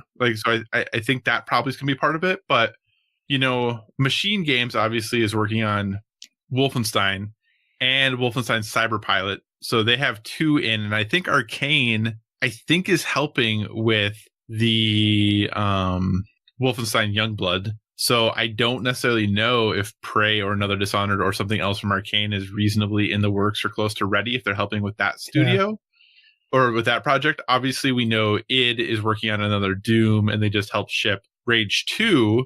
So ZeniMax Online, we'll get some Elder Scrolls Online stuff, obviously. Yeah, and Blades. But what else? I don't know. I don't know what else, and obviously, like we said, I'm sure there are some surprises there. I'm obviously very excited about Wolfenstein because I really enjoy how they have reinvented this series and brought it back. So I'm excited for more information there. I'm very interested to see what that surprise announcement is, whatever it might be. That's where I am at with Bethesda right now because I just don't know what else they're working on. Yeah, same here. So hopefully they surprise us. I would be cool with some more Andrew WK. That would be cool. And like you said, I'm sure there will be some mobile stuff that they talk about as well. Do you have any desire to talk about Devolver Digital's show or the PC gaming show? No, I mean, Devolver Digital, I don't know that they've ever shown anything besides crazy nonsense. It is pretty ridiculous and over the top. The PC gaming show will be interesting because I think it's been a couple of years since we've had a dedicated one. They might have done it last year. I think Day 9 usually hosts it, so I feel like it happened last year. Okay, maybe I just missed it. The last one I saw was a 2016 one. So, yeah, I mean, I'm always, now that I'm back in the PC gaming sphere, I'll be interested to see what they show. But and Epic seems to be sponsoring this show this year. Yeah, I mean, Epic made a big statement today. We're saying that we're hosting this and we're showing some exclusives and yeah. I mean, good for them. Honestly, originally I thought that they were just kind of trolling Steam, but once I found out how little Steam was giving creators and how much Epic is, and that they were willing to work with Steam, I'm all on board with Epic for now. Like, I still have a bunch of games on Steam, and I'm not swearing them off, but like, good for them to make a stand and to try to make PC gaming a more fair environment for gaming. So cool, good on them. But yeah, I don't have any predictions for PC games. Yeah, I don't, for Devolver and PC, I got nothing there at all. So that brings us then to Monday early afternoon. Ubisoft, ubiquitous software themselves. Yes. That apparently the Splinter Cell tweet today was a whole bunch of drunk creative directors at a Ubisoft Summit. Yeah. Did you see this? Whoops. Yeah. And then Ubisoft's like, we don't know what they were doing. They're probably celebrating too early, but we don't have any plans on announcing a Splinter Cell game yet. Right. So like, okay, so you can't fire that guy because he's making your game, but he clearly made a mistake. Yeah. So anyway, Ubisoft. Yeah. What's exciting for you for their upcoming releases? What would you like to see from them? How do you feel about the new Ghost Recon game? Oh, I'm so excited for Ghost Recon Breakpoint. Their launch for that, their launch event on Twitch was perfect. They did such a great job. They had the people making the game talk like eloquently about what they're doing, and you could understand why they were doing what they were doing. The writer is a former Green Beret, one of the writers. You know that they're bringing back the old feeling of the Ghost Recon Advanced Warfighter, but like mixed with Wildlands, which I think is awesome.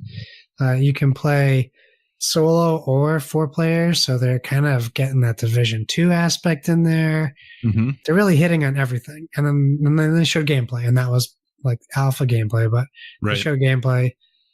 They did that event so good, so well. I don't know that they'll show too much more of the game at E3 just because they just showed so much. And maybe they did that because maybe they have a bunch of things to show. Maybe, because why wouldn't you save that for E3? It's a month away. So clearly they're trying to get ahead of something, or just to get more content out. So obviously we're going to see a Splinter Cell game. We don't know. You guarantee it? Yeah, I can probably guarantee we're going to see a Splinter Cell game. We're going to see more of Beyond Good and Evil 2, which I think is awesome. Like, we're way overdue to see. That's going to become the next Final Fantasy VII if they don't start showing something from that game. Right. We're going to see Skull and Bones, which... sorry for the pun, but the ship may have set sail on that one for any excitement. We know we're not going to see Assassin's Creed, but you know what we might see? We might see Mario Rabbids Kingdom Battle 2, which I think would be awesome. I'm such a big fan of that game. And, you know, maybe we'll see some more joint work with them and Nintendo. As far as anything else, we'll probably see some content from Division 2 because they just added that 2-player raid today for us, 2 days ago for people listening. So maybe we'll see some lead up into like the Division 2's next DLC. I don't think we're going to see more Watch Dogs. Really? I think people were really excited when, even though it was clearly a Ghost Recon symbol, people were like, Watch Dogs 3, it's Watch Dogs. I'm like, guys, it's the face from Ghost Recon. I'd love to see a For Honor 2, but they're in that Rainbow Six Siege plan where and Wildlands plan where it looks like they're just going to keep providing another year of content. Do you think for those games, your Rainbow Six Siege, your For Honor, do you think they talk about, hey, here's the next year of what we're going to do for these games? Is that something that happens? I think so. I'm not all fully up on Rainbow Six Siege, but I think they just revealed a new season for that. I believe so, yeah. I think we're due for For Honor to have a new season. But if you look at like For Honor, what they did, they put the Rabbids in For Honor on April Fool's Day, and then lightsabers. they put lightsabers in to the game for on Star Wars Day. Like, Yep. they're doing a great job supporting that game and providing new content, and even for one-day events and things like that. So Right. it seems like they're still invested. So maybe we see year 3, 4 for Honor. Is there anything out of the ordinary that you'd like to see? Is there anything you're outside of a Splinter Cell, anything you're hoping for, even if you think it might be unrealistic? I don't think so. I mean, I would love to see them do kind of like what they did with Nintendo, maybe partner with an unlikely game, like, Mhm. or maybe game company to put out something unique. I would say, I think Ubisoft is the one I look forward to the most every year. So I'm kind of just really excited to see what they put out there. Do we see that Avatar game they're supposedly working on with Disney? No, I don't think so. Okay. I think it'll be weird. I think it's unfortunate for them. That game might be done. Like, Yeah. it's unfortunate for them with the movies. Mm-hmm. That they're just going to have to keep. Well, they're going to have to make a decision. They're going to either have to delay it and ask Disney for some money to keep like next genning it up, Right. with gaming, or they're just going to have to release it and hope it can stand alone, just off of the original movie. Right. Hopefully, it doesn't have any content from the sequels, because then they wouldn't be able to put it out. Yeah, very true. Yeah, when it comes to Ubisoft, Assassin's Creed is the franchise of theirs that I enjoy the most. I have had a lot of fun with the Division 2. You know, the time that we've played in like Ghost Recon has been fun. But for me, Ubisoft tends to really be the Assassin's Creed studio. Like, that's what I like from them the most. Skull and Bones, I was moderately interested in, but I think, kind of like you said, the ship may have sailed on that game. And I thought that was supposed to be this fall as well. And now they're like, hey, here's this Ghost Recon game that's coming out in October. And obviously it still could release in fall. It seems very different. Maybe not the same audience, but who knows? Maybe a little bit of overlap there. The biggest thing I would love to see from Ubisoft is I would like to see a small, quirky game again. And it sounds like those aren't going to happen. We're not going to get those Ubi art games anymore. So we're not going to get Child of Light 2. We're not going to get, oh gosh, the story-based game about World War I. Oh, Valiant Hearts. Yeah, we're not going to get another Valiant Hearts. And I really enjoyed those games. I would love to see more of those. I would really love a new Rayman. I really would like a new Rayman. But I think with all the projects that we already know they have that they're working on, and probably some bigger games that we don't know about, games like that don't fit Ubisoft's MO anymore. They tend to be about bigger lifestyle games that you play for a lot of hours for a long time, outside of, hopefully maybe they will, or maybe they do these things with Nintendo. Maybe that's where that outlet becomes for them. But I always look forward to Ubisoft's conference. I tend to really enjoy everything that they show, and then I tend not to play most of it for whatever that means. Yeah. So, all right. So kind of moving along here. After that, the folks over at Kind of Funny are doing their games showcase, later Friday afternoon / early evening. Are you going to watch this? Do you have any interest in their game showcase? They obviously did one back in December. Yeah, I didn't really know what to make of it. I think I watched some of it.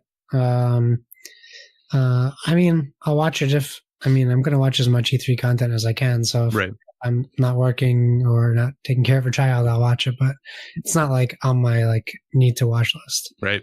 And I'm going to watch it probably because I'm planning to take that day off from work. But I like the first one. I assume it's going to be a lot more indie games, which is just so hard to predict as to what it could be then. And maybe it won't be. Maybe they'll have some bigger surprises in there. But if it's anything like the first one, which I thought the first one was pretty good, it's a nice place to get a good update on some solid indie titles you might be able to see in the next year. So hopefully that continues, and maybe they have a little bit of a bigger surprise or two. But I'm down for just being more of what it was the first time. And then taking over what used to be Sony's spot Monday evening, Square Enix has their show. Obviously, earlier this month or earlier last week, Sony did their next State of Play, which showed a new trailer for Final Fantasy VII, and then said, see more in June, or more information in June. So clearly we're getting more Final Fantasy VII information at this conference. I assume the Avengers game we're probably going to see. Would you agree? You gotta hope so. So outside of that, what do you think Square Enix is going to show, or what would make you excited? No, the Avengers game. I'm curious. Mm-hmm.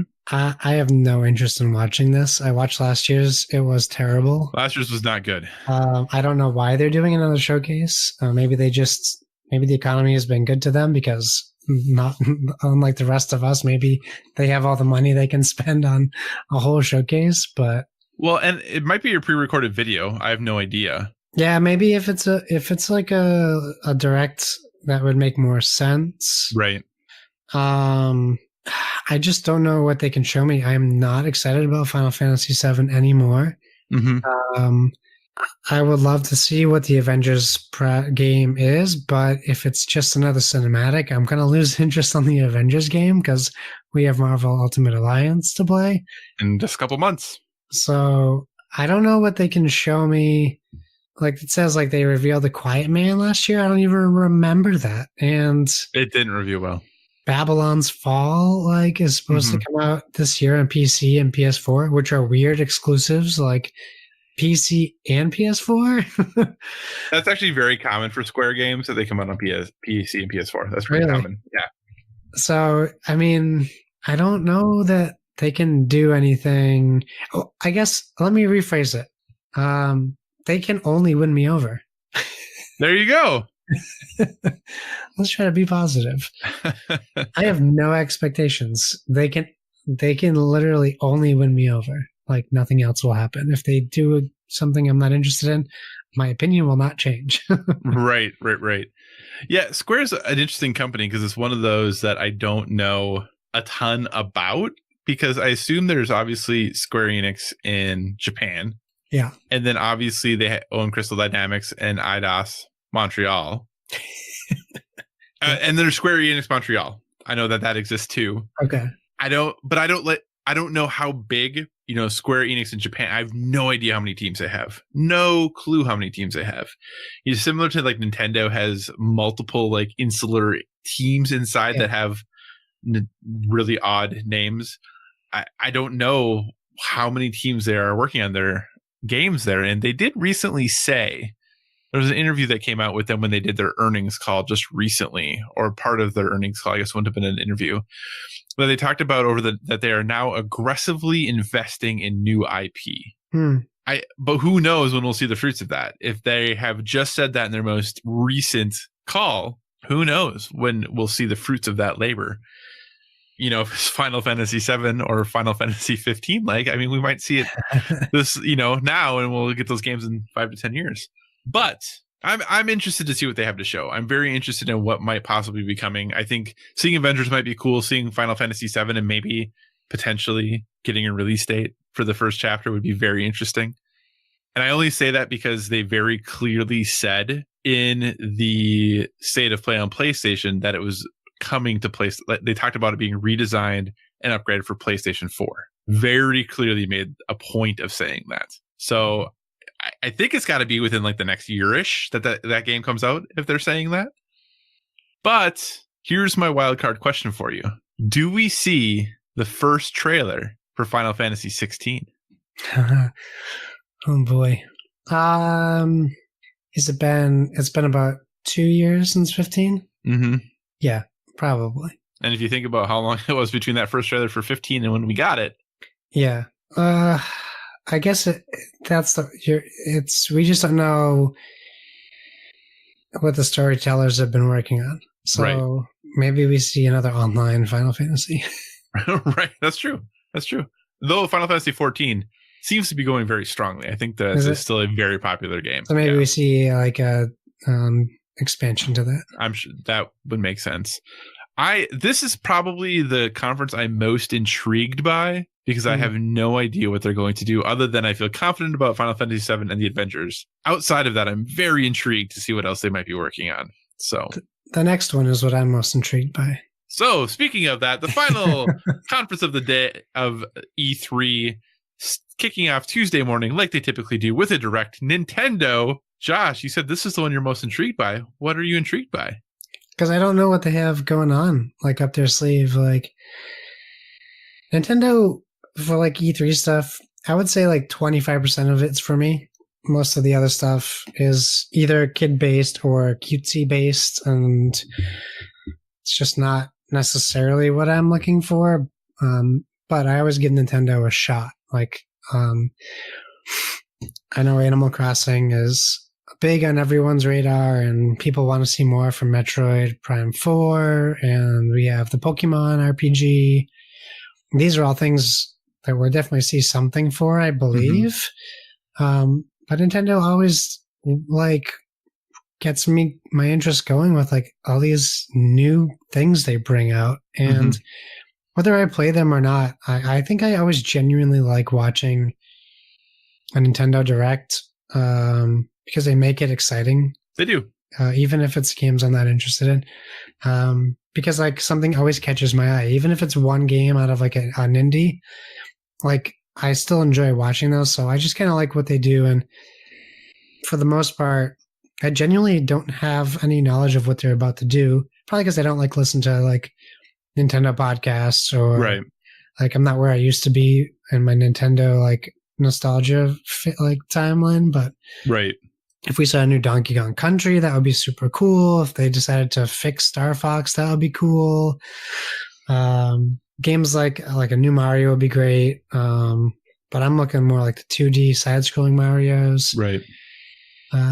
Things like that. I'm just kind of excited to see what they bring to the table. Not everything I just listed might not even be close to being done or coming out, but there are things I know either exist or have a high potential to exist. So I like the show. I like the spectacle that Nintendo does. Well, and they very clearly said that, this Direct is going to focus on games coming out in 2019. That doesn't mean that there won't be maybe a surprise for a future game, but we already know, that they have Super Mario Maker 2 coming out this summer. The next Fire Emblem 3 Houses is coming out in July. Astral Chain is coming out in August. Obviously, the Pokemon Sword and Shield, Dragon Quest XI's Ultimate Edition is still going to be there.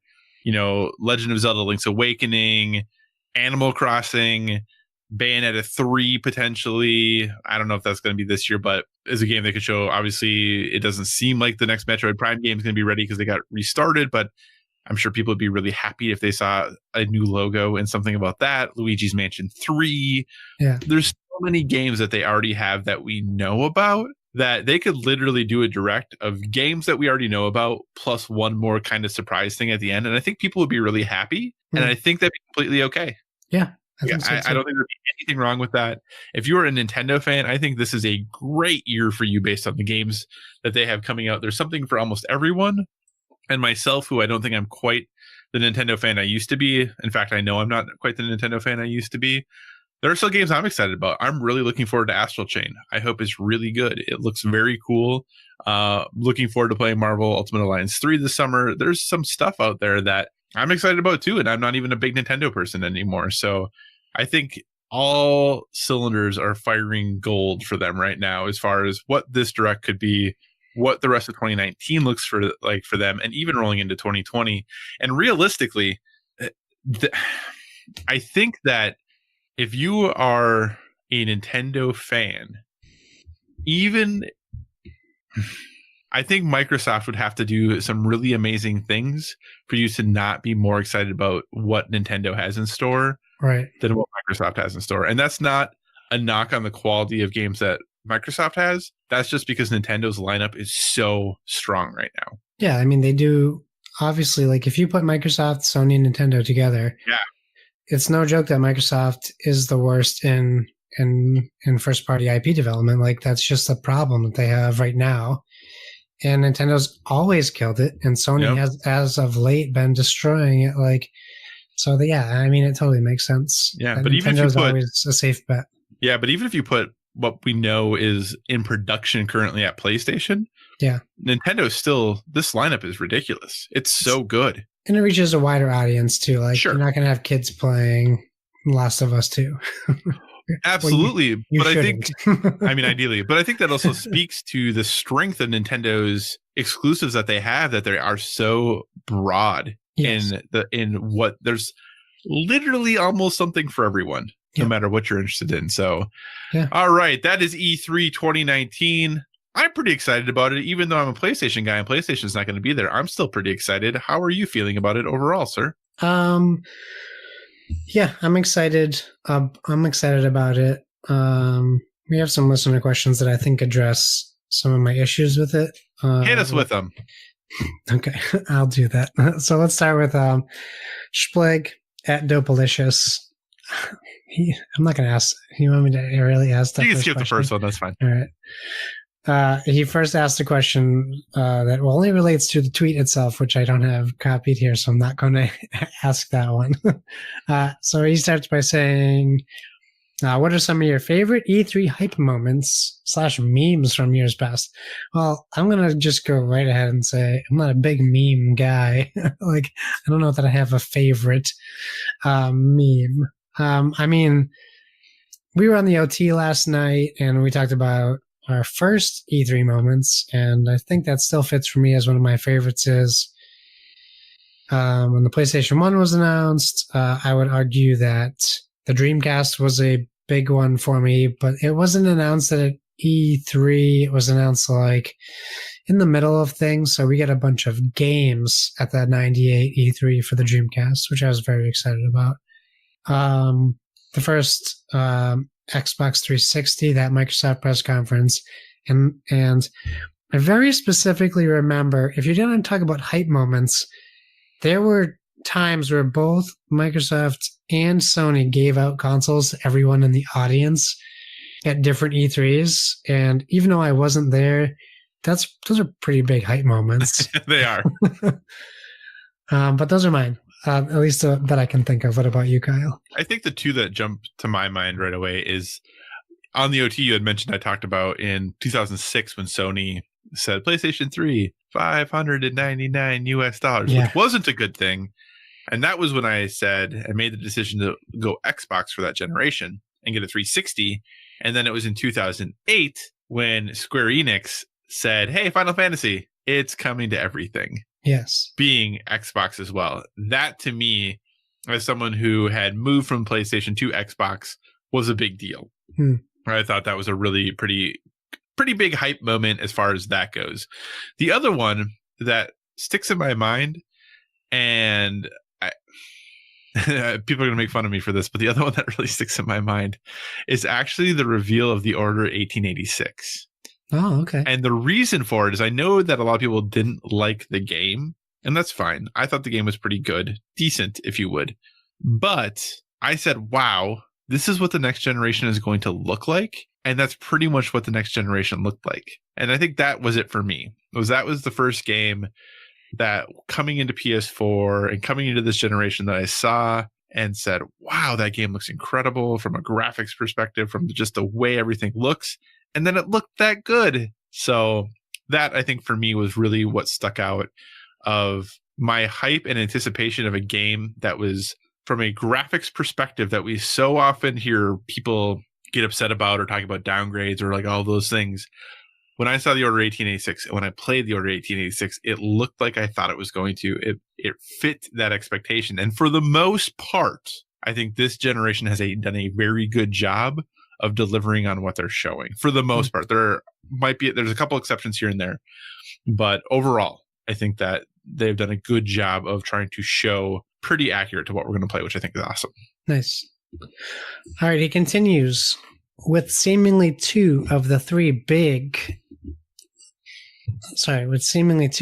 big three dropping out of E3.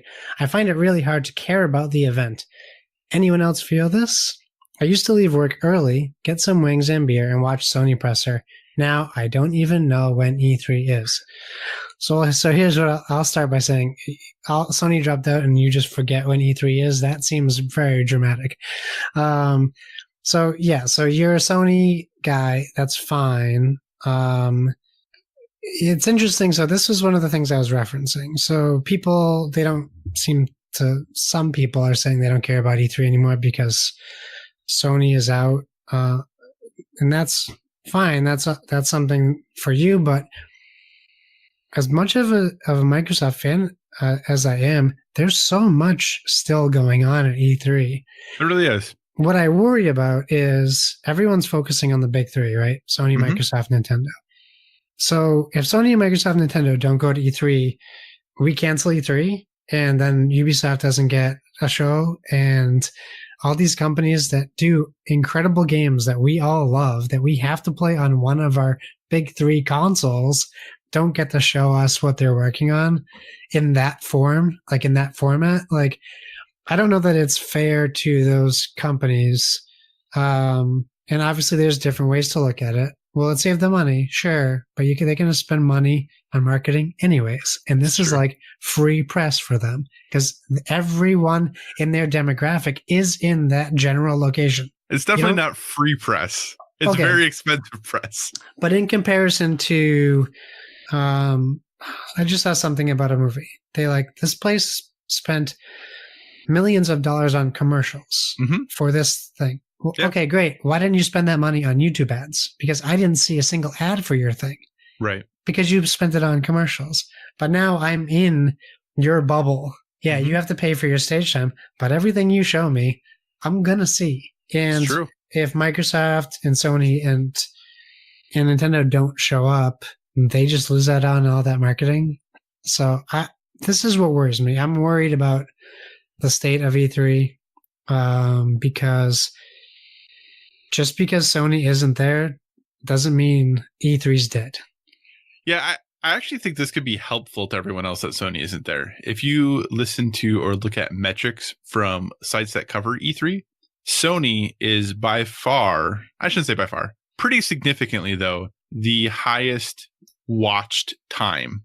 Now, I think part of it has to do with the fact that it's Monday evening. So you get home from work, you can sit down, you can watch the press conference, you can do those things, where as Sunday early afternoon or Tuesday morning for Nintendo, a little more challenging for sure. So I don't think it's just because of Sony's draw, but all that attention now, are you going to lose some people who are just pure Sony fans and they're not going to watch anything else? Probably yes. But this is a huge opportunity for those other organizations to get more attention than they maybe would have otherwise. So actually, I think this is really good for a lot of those other companies and other groups to maybe catch some eyeballs that they wouldn't have, or be able to keep some headline time longer than maybe they would have, assuming what Sony was going to show. And realistically, I think E3 is still fun and still cool. I am one of those people who for a couple of years have been excited about E3, but also don't know if, personally for me, if I need E3 to get excited about games. I get excited about pretty much, like they talk about, hey, we're doing a state of play, or hey, we're doing a live stream of XYZ. I'm excited about it. I want to watch the thing. I want to see the thing. I watch them for Nintendo and Xbox too, even though I'm not really hugely into those ecosystems. I still watch them because I like getting excited about things. Yeah. So there's a lot of excitement in a very short amount of time. But I think that I wouldn't mind having excitement spread throughout the year too. That seems fun, right? Yeah, but you don't get the crowd reaction. That's true. That's true. Watching, even though it's going to be the next Call of Duty, watching the crowd react to Modern Warfare 4 being announced, or 3, whatever is next. The people losing their minds, getting excited. I don't care what console it's for. That's exciting to watch. It is cool. Absolutely. Yeah. And also, just because you don't know when E3 is, it's June 9th. So now you know. Just watch the Microsoft thing. Maybe you'll be surprised. You don't have to buy Xbox. You might just enjoy the content. I mean, most of their games are going to be third-party multi-platform games anyway. Exactly. So. Every game they show will be on every console. I'm just kidding. So he continues in reference to his other comment. I'm a bit jaded on E3. What's the likelihood of something blowing my mind and getting me excited? I'm still loving Apex, but want something else. So you lead off with, I'm a bit jaded on E3, and then you ask, what's the likelihood of something blowing your mind? I'm going to say 0, but maybe there's a 1% chance. Maybe you will become less jaded on E3 next year. I mean, if you're looking for surprises, I would say watch the Ubisoft press conference. They're still saying they're going to release and announce 3 to 4 new AAA games this fiscal year. That's what they're saying. That's crazy. That means from now until next March, they're planning on revealing and releasing 3 to 4 new AAA games, even if those all don't come out, that has to be an exciting show. Right. And at least 3 of those games will be on the PlayStation, maybe 4 of them. Yeah. So you'll still have something to be excited about on your console. Kyle, is there any way of blowing away Splig's mind and getting him excited? I think potentially. We're also in that weird time right now that I genuinely think the chance that you have to be most blown away is probably going to be at Microsoft conference, because they're announcing they're going to fully or mostly reveal new hardware and potentially talk about games that are going to be on that. And that just in and of itself is exciting and cool. Yes. So even if you're a PlayStation person, though, you can watch that and be excited, because though we're not going to have the exact same thing, it can help give you an idea of what the future might hold for PlayStation. But seeing new games and new generations is just fun and exciting. So watch it, be excited about it, say, wow, that's cool. I'm really glad someone else gets to have fun with that. That's awesome. Nothing wrong with that. Exactly. And you get like what, 18 more state of plays between now and December. You'll be fine. Well, people are very confused because they said the next one's later this year and is technically tomorrow's later this year, but is that September? What does that mean? Yeah, I think their messaging was a little weird on that.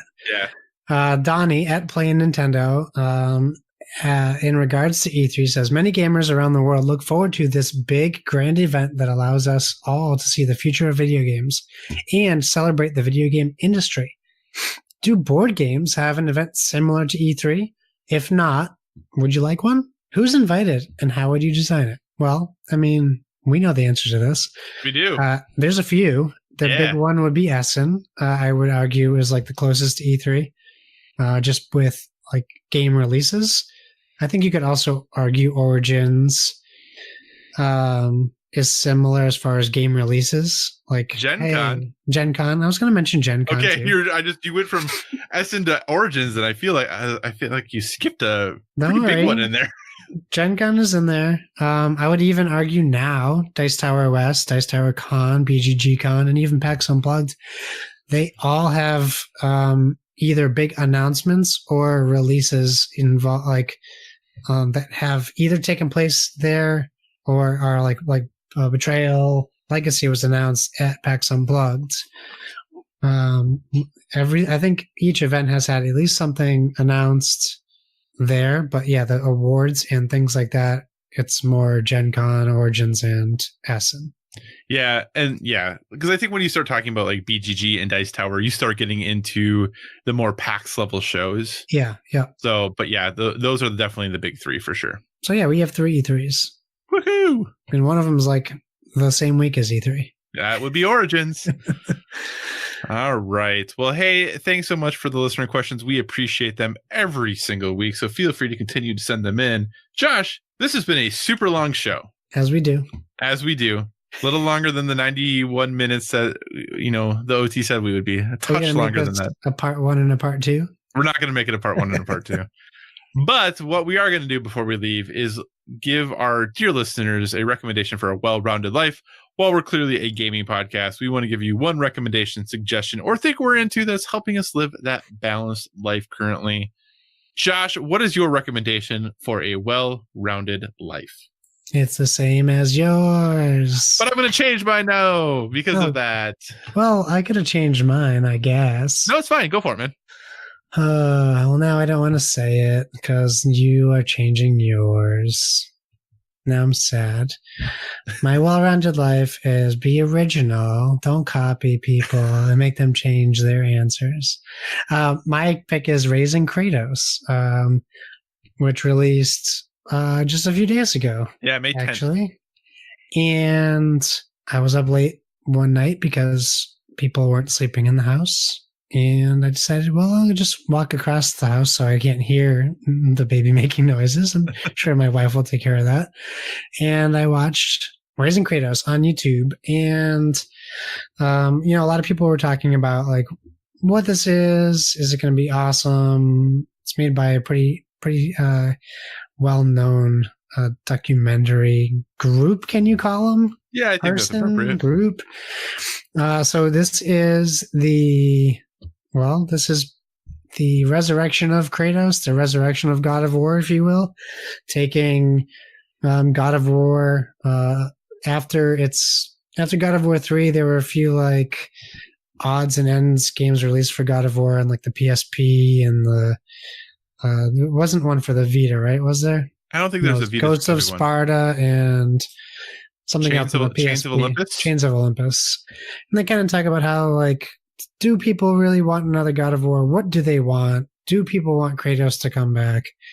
And it takes you on this journey of this, can I call him a genius? This very smart enigma of a person who had this vision for what Kratos was going to be, how his life kind of influenced how Kratos' life changed, and then like the pitfalls of setting release dates for games and working under pressure in a game studio and changing offices in the middle of creating a game, and all these very fascinating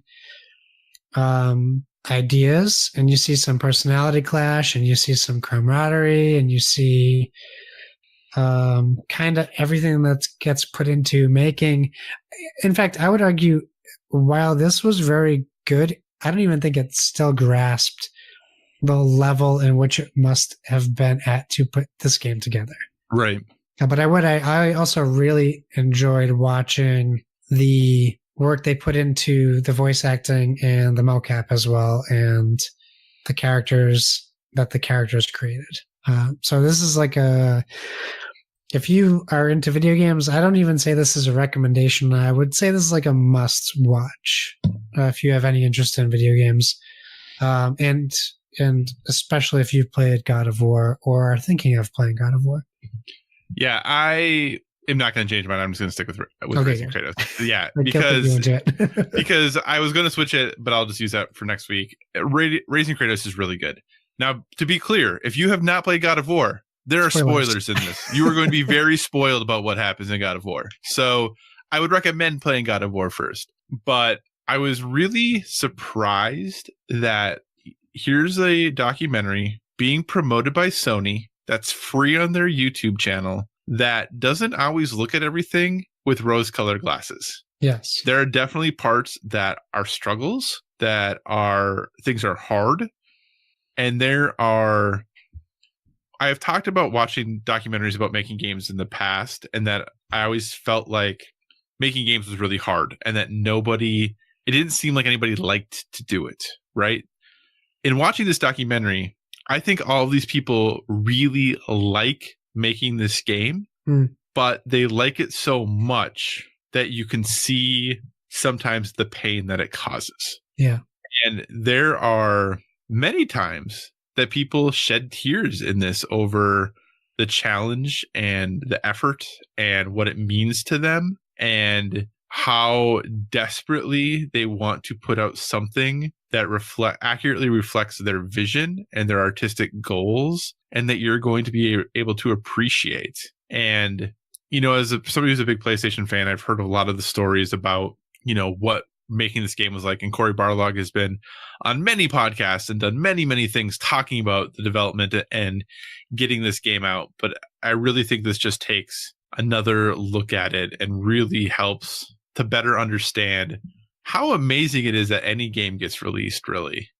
Yeah. So I can't recommend it enough. Definitely, if you've played God of War, I think it is a must watch. If you have not played God of War, I would encourage you to play God of War and then watch this documentary, because you will be spoiled on things. Oh, sidebar. They talked to Bear McCreary, who did the soundtrack. Josh, I just need to say, Bear McCreary does not sound like I expected him to sound.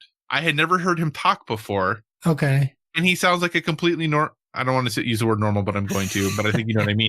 He sounds like a totally normal dude. Uh-huh. His name is Bear McCreary. How does he sound like just this average guy? Well, sometimes your parents picked the wrong name for you. No, his name is awesome. His name is so good. It sets the hefty expectation. I know. I was expecting this really gruff and like, and he's just this guy who really likes making music. He's so cool. All right. So that's Racing Kratos. Josh and I both highly recommend it on YouTube. Josh, what do you say we wrap this show up? Let's do it. Thank you for joining us, everyone. In addition to finding us on Twitter and Instagram at BoardWithVG, You can find us on Facebook at facebook.com/boardwithvg. So feel free to give us a 5-star rating over there. Also, if you want to communicate in the more long form, or you're just not feeling social media, feel free to email us at boardwithvg@gmail.com. We tag all our stuff with hashtag boardwithvg. So please use that hashtag. Let us know what you got going on. And whatever podcast service you're listening to us on, we encourage you to give us a stellar rating. That is whether you're downloading us from the PSVG feed, the Dice Tower Network feed, or our very own standalone Board with Video Games feed. I'm just going to plug Twitter this week. You can find me at Josh Bones on Twitter. Kyle, where can they find you? So you can find me at all of the usual places: Twitter, Instagram, PlayStation Network, Xbox Live, Board Game Geek, all at Psychocross, CYCOCROSS. As always, if you have suggestions for future topics, be sure to reach out to us on the social media or via email, because we want to talk about what you want to hear about. And remember, everyone, whether it be board games or video games, never stop gaming.